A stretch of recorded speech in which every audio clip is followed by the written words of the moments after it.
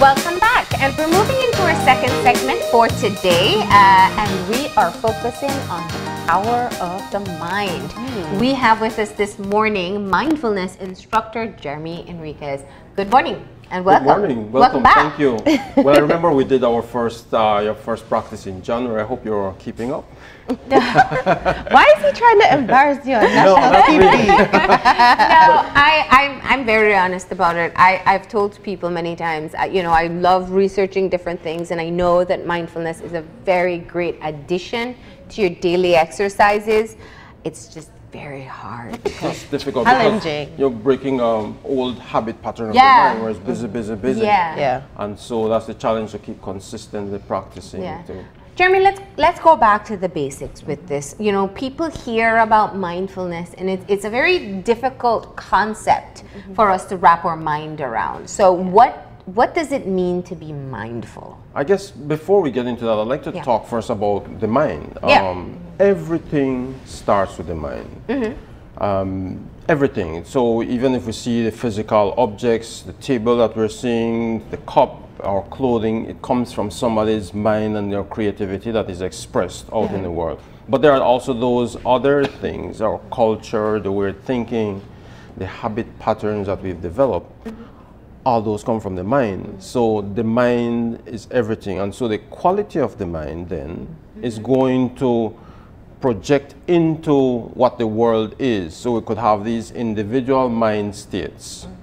But there are also collective mind states that individuals bring into it. And so if the mind is unwholesome, that is filled with greed, hatred, anger, jealousy, fear, all of these destructive mind states that come from really from selfishness, a very strong attachment to self, and ego will bring out those qualities in the mind, those negative mind states. So when the mind is in that state, it will project, and it is going to naturally cause suffering first to self and others. Whatever the quality of mind is within yourself, it's going to spread to others. And so if it is in a state of a wholesome mind, as expressed in compassion, generosity, love, generosity, love, kindness, gentleness, goodwill, that produces peace and happiness. So we have these two states of mind. It is important then for us to consistently, persistently observe what is the quality of our mind, what are we nurturing in our mind, because that is what is going to produce our suffering or our liberation, or it is going to produce our peace, it's going to produce our happiness. Those qualities, everything starts with the mind. Now, in talking with the producer, and I know one of the things that prompted this segment was looking at the proliferation of all this positive thought and positive messages that we see, whether on social media or even when it comes to the book industry. You know, there's so many, I think, self-help mechanisms that people have been looking at and attempting. And a lot of it has to do with what you're telling yourself, how positive you're being. Now, I want to ask you, you know, if I read a book, and you know, like the 4 Agreements, I love the 4 Agreements. I reread it every now and again. I love The Alchemist, and some of these kind of have these, in essence, are talking about how to be able to tap into what your mind, how your mind controls you and the power of it. But is it sufficient to be able to simply read a positive quote for the day to be able to access mindfulness or to shift your way of thinking? I think a lot of times, sometimes we feel, when we read something, we feel good about reading it, and we say, this sounds wonderful, this sounds so nice. And then we forget all about it. Then we go back and read it again. It's because we're kind of trying to intellectualize an idea without internalizing it. So we're consistently looking for things outside of ourselves to find happiness and peace, when the source of all peace and happiness lies within us.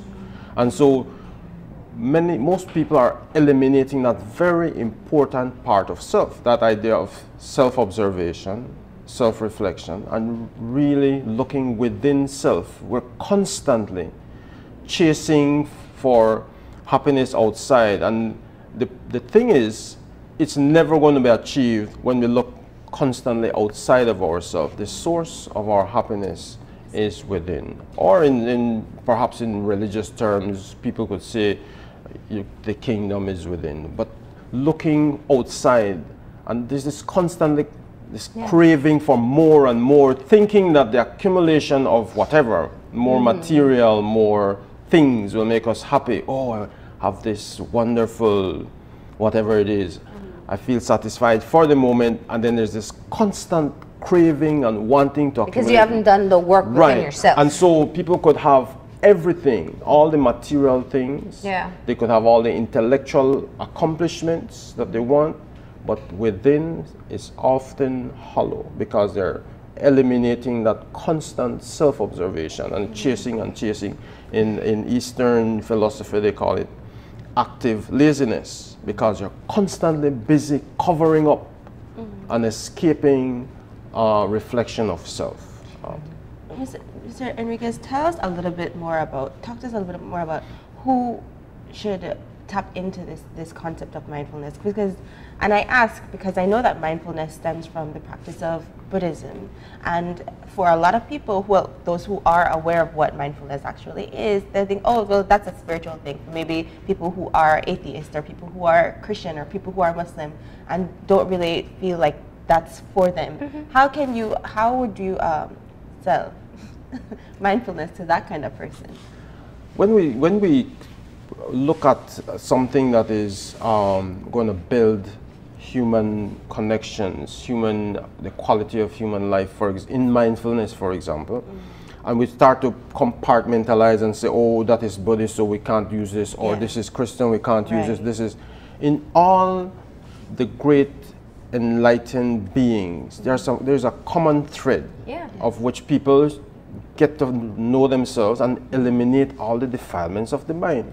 And so recently, I would say within the past 50 years or so, or even more recent, there is an ongoing understanding, even scientific research about the benefits of mindfulness. It is a mind-body, it's the science of mind and body. They're even introducing it into schools now, and even locally we know. They're introducing it in schools. I know that even different organizations swear by it. Google use it among the in the workplace. There is Apple.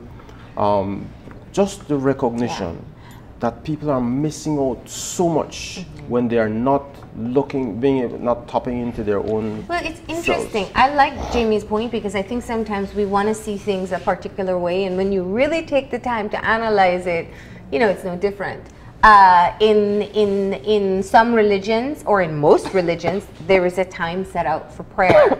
There are times where you're told to listen to deep within whatever your being needs prayer for, or however it's termed based on your religion.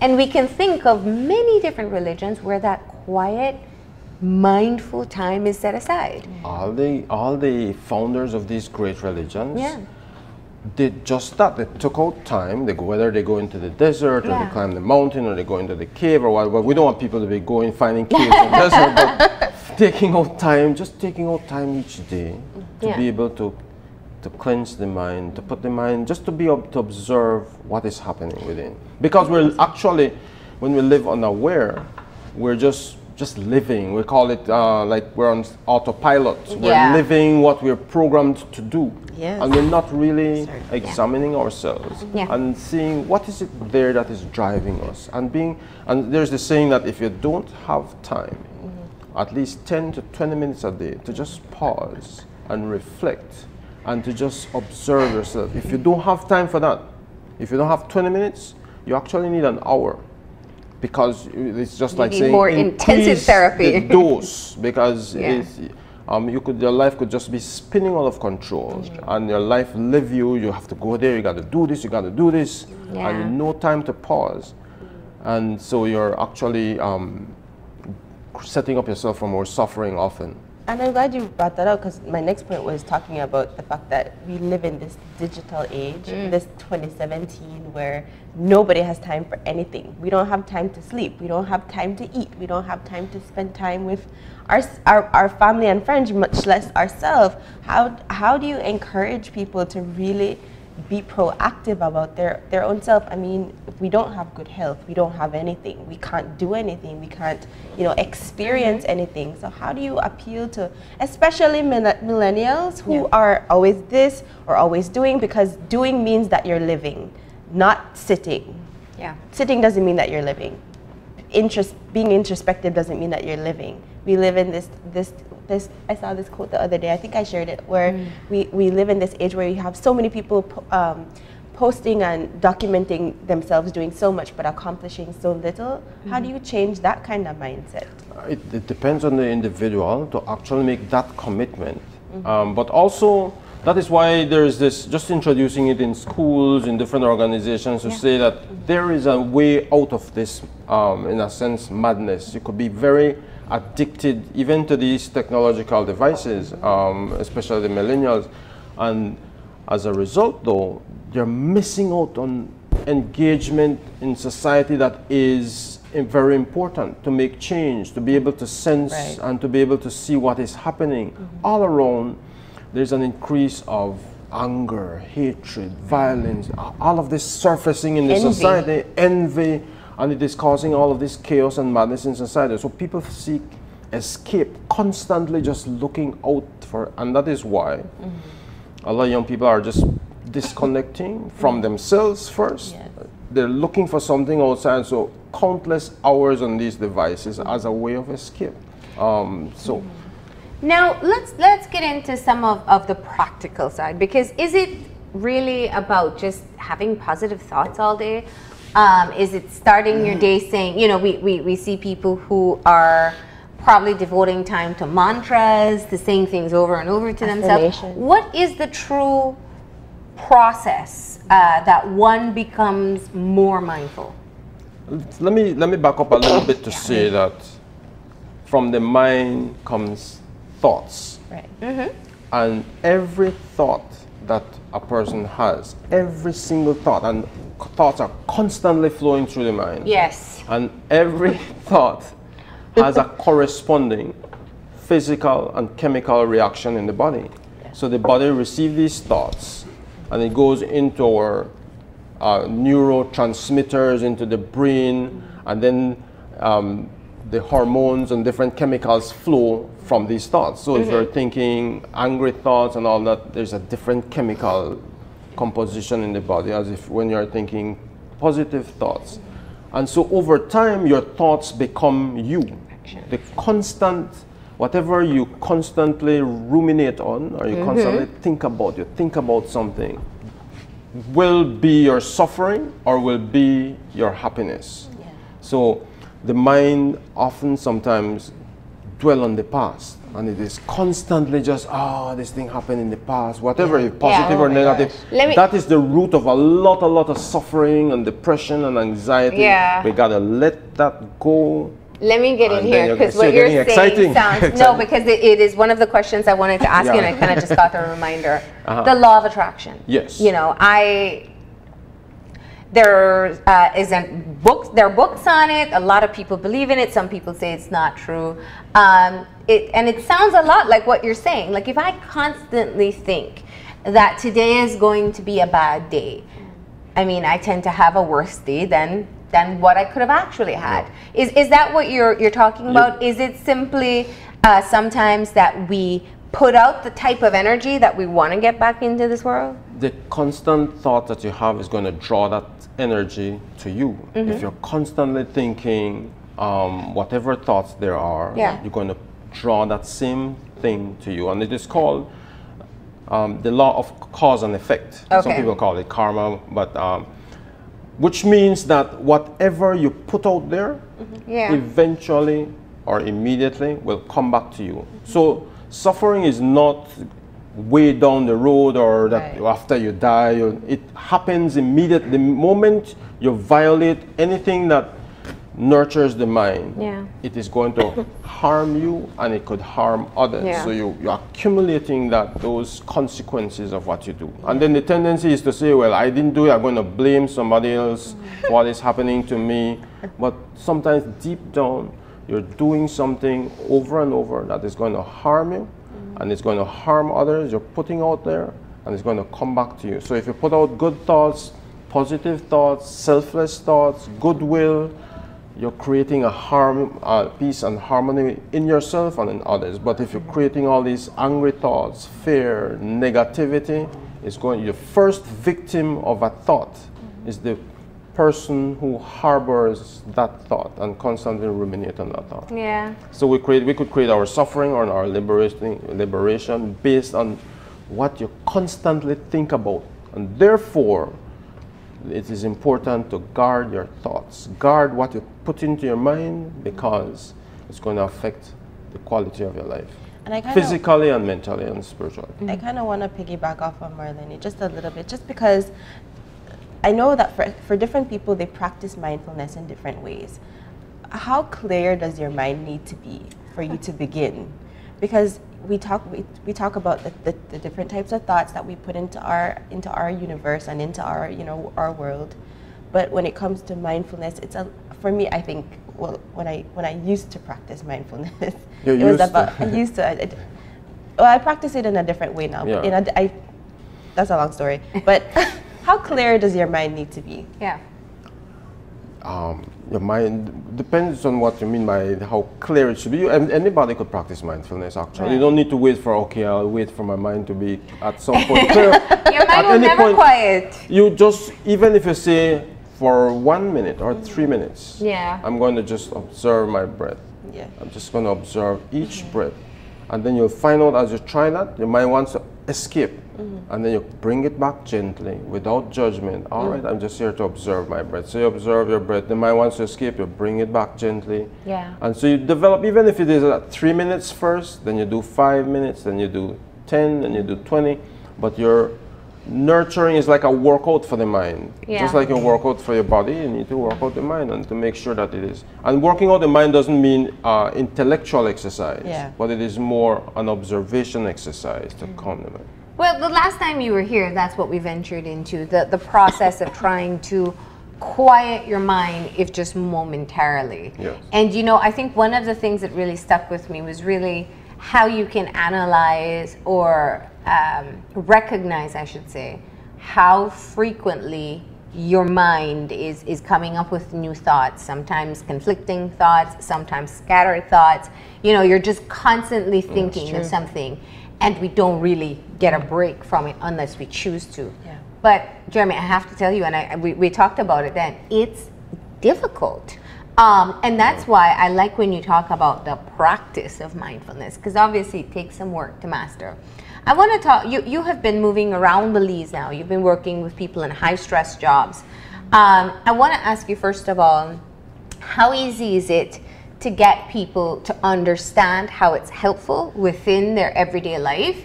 And what is the response? Like when you go out to work with soldiers, and you're telling them about quieting their mind or practicing mindfulness, what's the feedback you get from them? Usually there's a very positive, because it's new for a lot of people. Sometimes people don't know what is mindfulness, and so you introduce the thought, and there's the workshop, and everybody come out feeling this kind of sometimes you see a feeling of a high, a feeling of people reflecting and say, wow, this is something that I'd like to do. So it's just like we spoke about the book. You're reading a book and you say, wow, these are very good ideas. And then after that, it is up to you to practice. There's the tendency to say, oh, wow, this is beautiful. I got this nice feeling. I was able to observe how restless my mind is. I'm going to start. It's just like making a New Year's commitment to work out and say, wow, by Easter I want this body, and so, and then after the first week, everything is gone. So the idea is the consistency. I don't care, they get the workshop and everything, but the consistency of practice is very important. How has it impacted your life?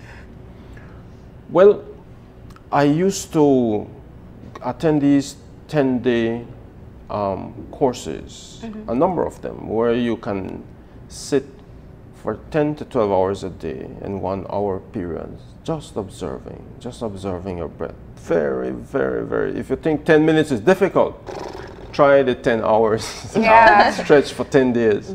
So for periods of time. But for me, I've seen ways in which I am able to have more compassion, even in times when you see people suffering and they do things that are increasing their suffering and the suffering of others. It is so hard sometimes to see that, you're able to observe that, and at some point you're able to decide when to let go. And sometimes when you let go, you just observe the increase of suffering. So there's this compassion, this longing for people to want to free themselves from this constant cycle. So it deepens one's awareness of what is around. You could also accomplish much more in less time when your mind is sharp and focused. It is not as flustered. It is not, you know, when the mind is so flustered, it's like a muddy water. And so if like you're when trying you're to really do, stressed out, right, it's hard and if to you're trying to do things yeah. in that state of mind, then the outcome will not be as effective. And you make poor decisions then as well. And the decisions that they make. I wanted to talk a little bit more about some of the things that would enhance the quality of the mind, and some actions that people could take. One of the things is the integrity of speech. Very important for people to abstain from false speech. Don't lie.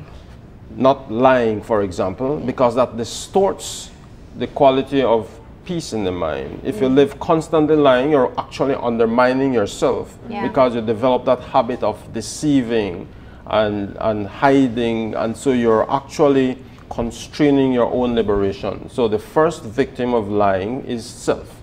So devote yourself to speaking the truth. And secondly, under integrity of speech, is to abstain from slandering others.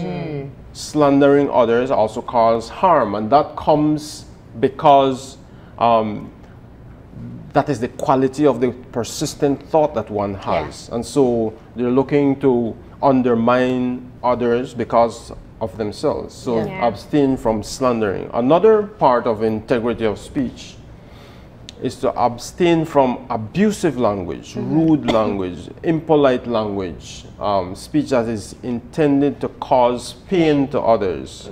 When you do that again, you're harming yourself. Also and another one is to abstain from gossip. So all of these states of mind that festers in society is what is going to keep down and cause more suffering. These are all things that we all need to work on. But I want to ask you something, and maybe with your own personal experience you can share.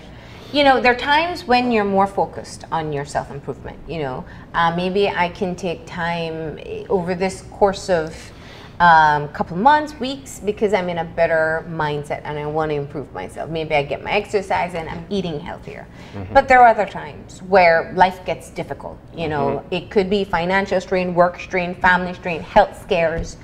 And being able to tap into mindfulness is a lot harder. What's your advice to people? I mean, the hardest time to put it into effect is probably when we need it the most, right? So when you speak out, like the third point, when it said don't speak in anger. When you're angry, it's very hard to control. And it's something we all have, that also comes with practice. That's why there's anger management. But how do you access these skills when you need it the most? The constant practice of taking time out each day will give you that strength. It will build those kinds of awareness where at some point you'll say, oh my, I'm getting angry. You recognize when it is just arising, and then you're able, with practice, to step back. Of course, it is not, anger is going to exist even in the most enlightened beings. You could talk about people, even Jesus in the temple, for example, whipping people. But it is how it is used to transform others. Is the intention of the anger to destroy, or is the intention of that expression of anger to transform? And anger is a secondary emotion. It usually is triggered from something and sometimes else. it is a reaction to something. So anger could be a response for change. So it is not necessarily eliminating it totally. I remember when we're in these courses, you're there in very heightened state of awareness. I remember one of the teachers in one of these courses, somebody was giggling in the background and he just lashed out in anger, but it is to swiftly change and everybody get back to peace. So it is how it is used. And secondly, go ahead. And I also want, just to quickly chime in there, is just that the way that we respond to things is the way that we're taught how to respond. And I could say that because I learned when you're talking about practicing it, and it sounds like, yeah, you're practicing and it works, but it's true because when I used to practice mindfulness, like I said, why I was practicing it so that I could learn to appreciate myself. And when I was 25 years old, and I find that because I learned how to not focus on everybody else's opinion of who I am, and what they perceive, how they perceive me, I learned to become content with who I am. And because I grew so much in that 1 year of practicing that, I felt like I didn't need to anymore because it's just stuck. So having that daily, that weekly repetition of mindfulness to practice loving myself and appreciating who I am really, really stuck after that year. So it becomes a part of you. Exactly. Whatever you focus on is going to grow. If you focus on the pain, you're going to get more pain in life. If you focus on the lessons, you'll begin to grow. And so secondly, the integrity of action. Of course, abstaining from taking life. We should respect all life forms. So we have the integrity of speech, integrity of action. There's also the integrity, abstain from taking what is not given. These are very common rules. These are laws. Laws, but people tend to live on just, after you break them, they become easier to break and you do it more and more and more. Avoid stealing, all of that as a part of integrity of action. All this, reflects the quality of the mind. Abstaining from forced or coerced or all these kinds of sexual misconduct. Breaking trust. Breaking trust.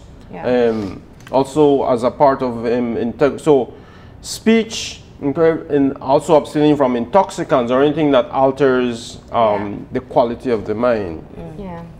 So our speech, our action, our livelihood, and the other one is our livelihood. All of these are reflecting the qualities of our mind.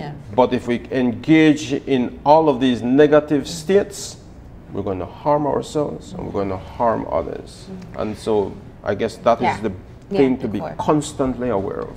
I have one final question for me. You know, I think a lot of us are trying to live a healthier, happier life. A lot of people, I think, now are more aware of their thoughts and mindfulness. Perhaps not deeply integrated in the practice, but whether it's just sharing positive messages, it's a way to try to get yourself there. How do you protect yourself from people with negative energy? You know, there's some people who, they break all those rules. There's some people who harbor so much hate and anger that you step into a room with them and you just kind of wait for the negativity to unload. And these people aren't inescapable in our lives. They can be in our family, they can be in our household, they can be in our workplace, they can be in a wider community. If I'm a business owner, it could be my employee, it could even be my customers. So we have to work with people who are very negative, people who don't take responsibility, people who, I mean, the list can go on, and I'm sure everybody has their example. And we all probably have a person in mind as well as we talk about it. But how do you protect yourself so that you don't allow that negativity to weigh you down and to infiltrate your own process of trying to be in control of your thoughts? That is why the practice of mindfulness is important, just recognizing that we cannot control what is outside of ourselves. We have no control. So that if we meet people in different states of mind and being, And sometimes it could be very frustrating if we think we have control. We don't. What we have control of is ourselves and our minds. Yeah. And so not taking things personally is a challenge.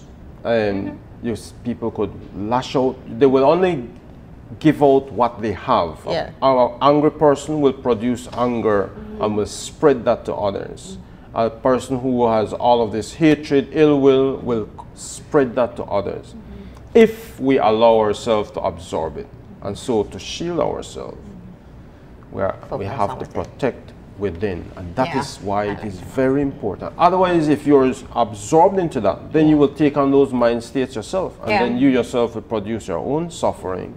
You're going to get more suffering because you allow the thoughts, the mind states of others to get within yourself. And then it also harms you because remember, every thought has a physical and chemical reaction in the body. So their anger will start to produce those chemical reactions in the body. And over time, you could get very ill, physically and mentally, because you're absorbing the harm that others are giving you. So guard your thoughts, guard yourself, keep mindful each day to make sure that you're... Definitely. And I think it's also a decision to know whose opinion is important. Yeah. And whose presence in your life matters. I think I realized, this is just the other day, I had this instance, and I know I'm hearing a lot. I feel like I'm on an episode of Masterclass with Oprah, but still, I had this experience where a coworker said something very rude, and I didn't recognize it at all. Someone else had to point it out to me, and I said, that's good for you, Jamie, because normally in the past I would take it on, and I would see it as important. Yeah. But now as I'm older, probably because I just turned 31, it's not important anymore, and it's that decision, that constant decision to know who and what is important to you. Exactly, and so that's the importance of loving yourself, of keeping mindful, and not absorbing these states that will destroy your life. And sometimes we have to say. Forgive them, for they know not what they do. And it is a painful thing sometimes to observe people in those states, but sometimes you just got to forgive so that you are not absorbing and taking it on. For sure. And focus on your own thoughts and your own actions. Guard your thoughts, you cannot control or change another human being in this world. You work constantly for your own liberation. Fantastic. Thank you so much. We feel a little bit more positive already. Keep practicing, though. Keep practicing. All right, Jeremy. And of course, how can people reach you if they're interested in perhaps organizing something for their workplace or their family, or even want some information? I'm a member of an organization called Rock Rhythm of Change, where our mission is to promote all of these positive tools for for people to develop, whether through yoga, whether through massage, different health techniques. And so Rock'em Shanti, if you could reach me through there. Or, well, I guess that's the best way in which I there's a Facebook page, so you can find it and get in touch there. Thank you so much for coming in. You're welcome. Thanks very much. All right. We're going to go ahead and take a break, and when we come back, we'll hear all about the Microsoft Office Specialist World Championship. So stay tuned.